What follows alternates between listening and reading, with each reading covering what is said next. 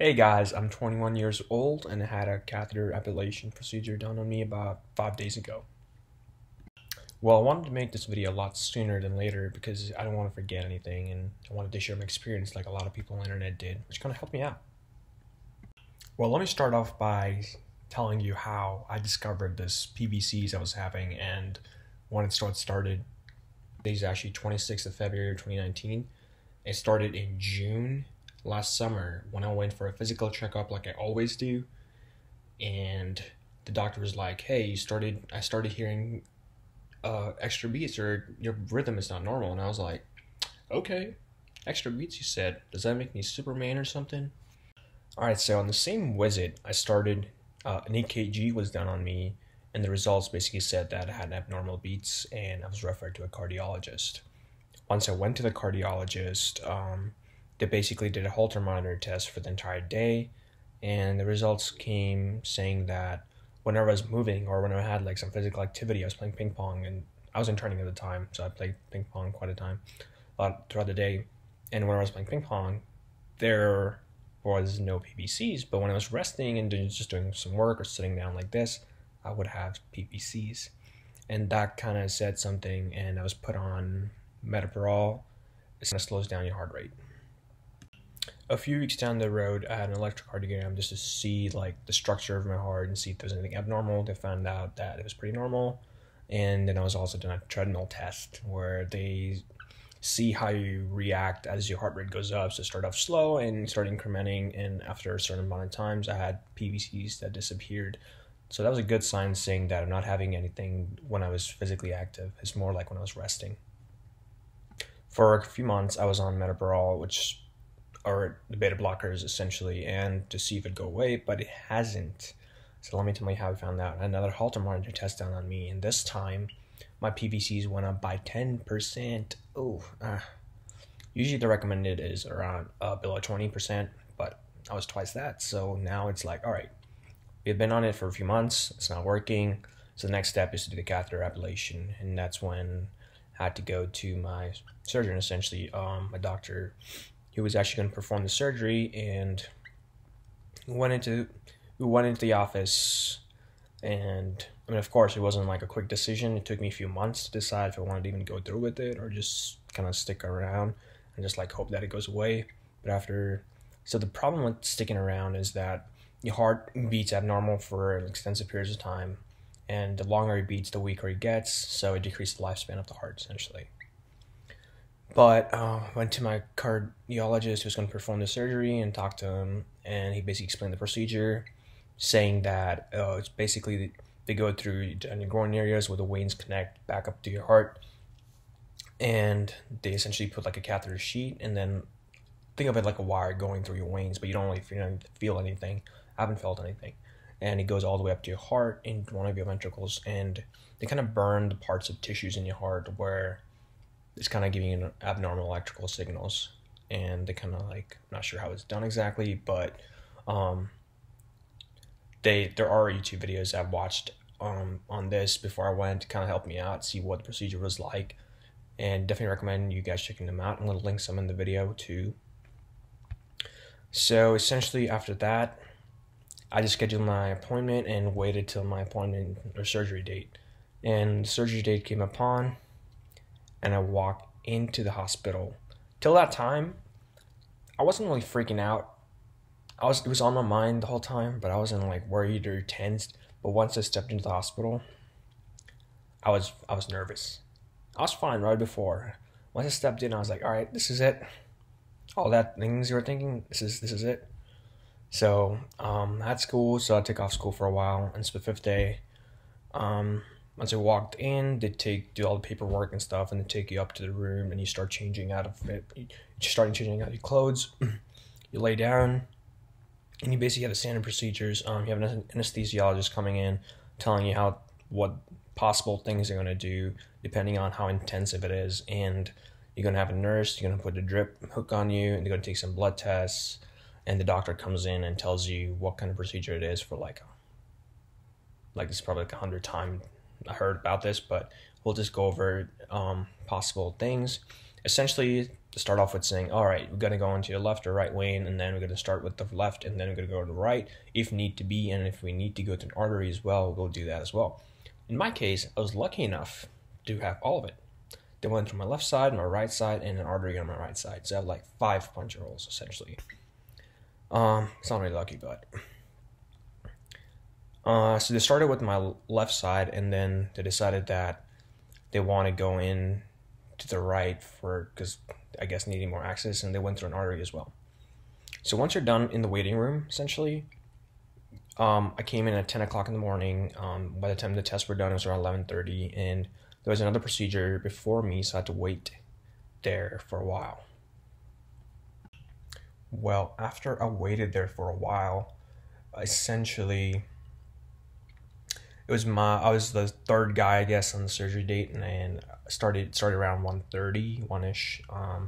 They took me in my bed itself, went to the procedure room, they shifted me over to this like flat table, not as comfortable as the bed, but still had some little padding on it. And there were probably like 8 doctors, I'm not really sure about the exact number. They're pretty nice, they're introducing themselves, and they're talking about like the school and stuff to keep me not get nervous. Oh, also, back up. When you're in the surgery room, make sure you go in shaved. If you don't go in shaved, they're going to shave you down. And that takes some time away, and it's kind of like annoying. But yeah, just keep that in mind. You kind of just have to do your entire chest, maybe up to your thigh. That'd be a good thing, because they have to put patches all over your chest. They still take your beads, the blood pressure, and all that kind of stuff when you're waiting.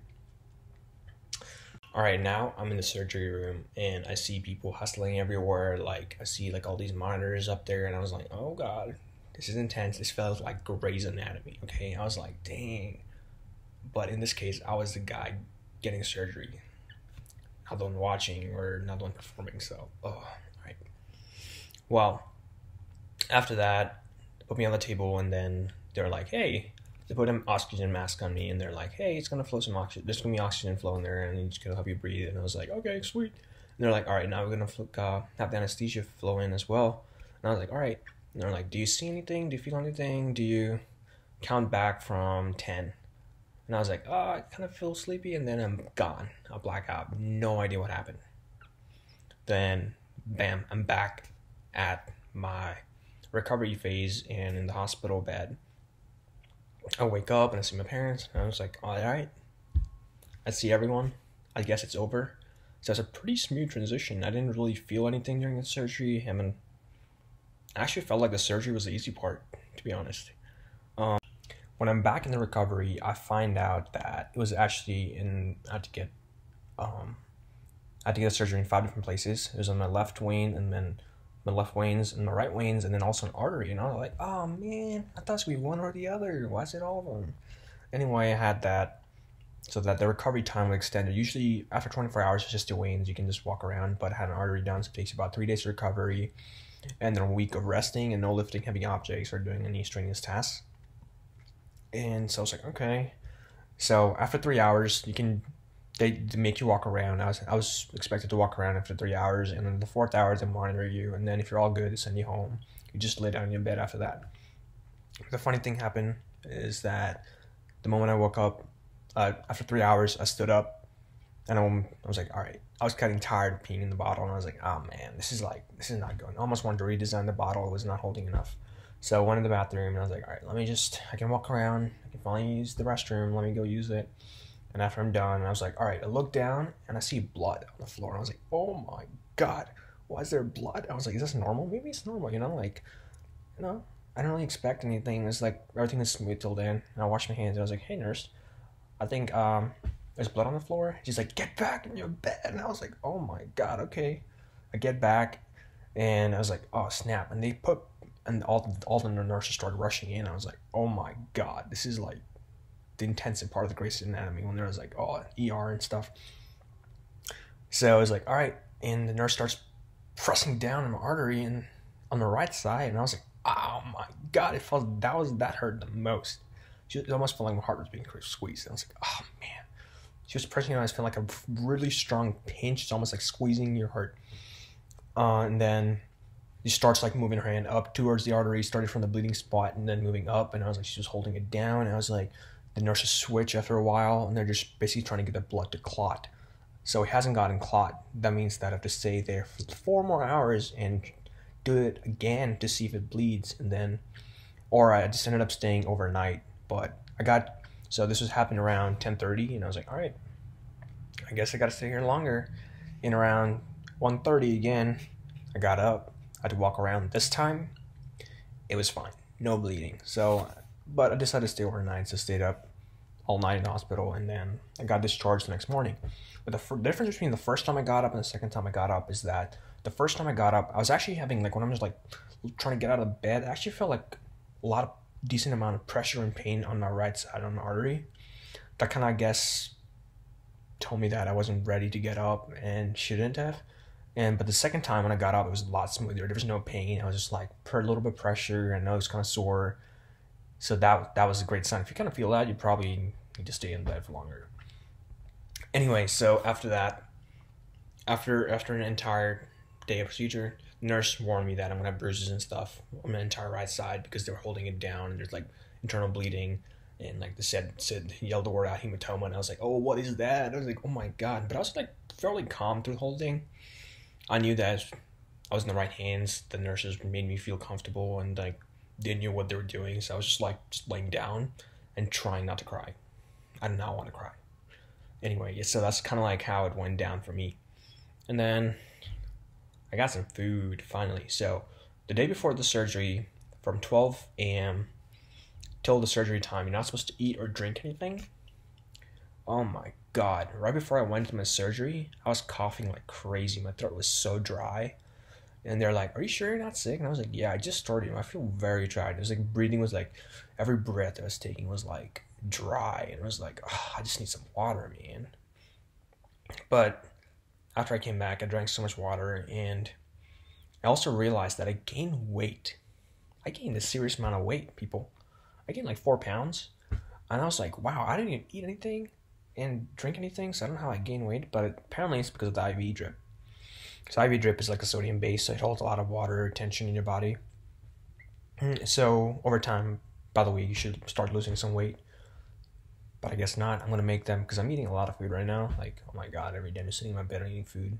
Oh, when I go back to the gym, it's going to be like L's. Well, after I went home, came back to my bed, and I just kind of like slept through the first day and kind of like walked around to pee or a little bit, and then came back. And then I would just lay down for the first 2 days, essentially. By the third day, I was feeling pretty active, and I can move my legs. I can fold my legs. Oh my god, that was a relief. I could finally fold my legs, which is really great. After I folded my legs, I'm like, all right, let me get up and see if I can do other things. Walk around the house normally. I still felt like some kind of pressure. I still have some pressure from day one. When I walk around, I can still feel like, oh, it's sore. I had a surgery, but it's a lot better. I can climb the stairs. I'm not going to like climb constantly up and down, but I can go downstairs to get some food and then come back up. And that's pretty much it. I don't have to be so reliant on someone. But even though I get special treatment from my mom because she gives me food all the time, I was like, all right, it's only gonna last a limited time, so I'm gonna take it as it comes. But yeah, I'm a lot better. Essentially, it's my 5th day, so I'm technically supposed to be able to drive and stuff, but I decided not to. And I do feel some pressure still in the right side of the artery. And so I was like, all right, I can't necessarily like run right now. That's not a good sign. Like that wouldn't be a super bad idea. But I'm comfortable to walk around. But there's still some kind of like pain. There's still bruising on that right essentially thigh in my artery area. So that still kind of hurts a little bit. But that's just time now. I just gotta wait it out. But, being in college right now, I'm 21 years old, and being in college, it don't matter what you do. You still have to go do homework. So I was doing homework last couple days, trying to catch up. I postponed a test to next week, but gotta take that still, and I have a project too. So what I do my projects, and occasionally play some chess. That's about it. So feel free to hit me up if you're going through, usually this does not happen to a lot of young folks. It's usually people above the age of 40, I think. I'm not sure about statistics, but generally older people, and a lot of young, but I was one of the folks, and I'm 21, so I was like, all right, that's fairly young. I mean, it happens to a decent amount of people, but not enough. So being 21, and if you're young, you're worried about this surgery, feel free to hit me up. I can give you some more insight into it. Honestly, you shouldn't mean you're going to be just sleeping most of the time. You have nothing to really worry about. It's just the environment that you walk into, and all the nurses coming up to you, and then they're trying to like take some blood out of you. That kind of scares most people. I was fine with it because I had my blood drawn enough times. So I'm just like, all right. But the drip on me stayed on for an entire day. So there was a drip, essentially like a drip on my right. I still have like some, if you see that kind of like spot, that's where the needle went in, and there's a needle on my left arm. There were 2 needles on my left arm and 1 on my right arm. 2 of them was to check the pulse, and then 1 was just the drip, IV. Yeah, folks, hit me up if you need anything, or I just wanted to make this video because I've seen a lot of people sharing their experience, and I wanted to share my experience as well and help anyone that's going through it soon or going through it again. Okay, for the results, let's talk about the results. So, had 0 PVC since I'm out of the surgery. Like, I've been monitored for almost 24 hours, no PVCs on the monitors, so that's great. And I've been told that probably will never come back. But some of the videos I was watching, I heard people had to go back in for a second time. I don't know how you guys do it, but hope you all get with it soon. Hope that's all taken care of. And hit me up if you have anything.